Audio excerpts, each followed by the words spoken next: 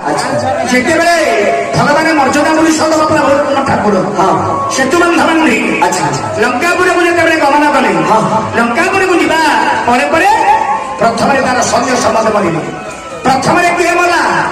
ପ୍ରଥମରେ ମଲା ଦେବୀ ଅକ୍ଷୟ କୁମାର। ଆପଣମାନେ ଦେଖନ୍ତୁ ପୁରାଣ ପ୍ରଥମରେ ମରିଲା ଅକ୍ଷୟ କୁମାର। ତେଣୁକରି ସେ କ୍ଷୟ ହେଲା। ତିନିଟା ଅଯୋଗୁ ଲଙ୍କା ଧ୍ୱଂସ ହେଲା। ତିନିଟା ଅଯୋଗୁ ତିନିଟା ଅଯୋଗୁ ଲଙ୍କାପୁରଟା ଧ୍ୱଂସ ହେଲା। ବୁଝିଲେ ବାପ?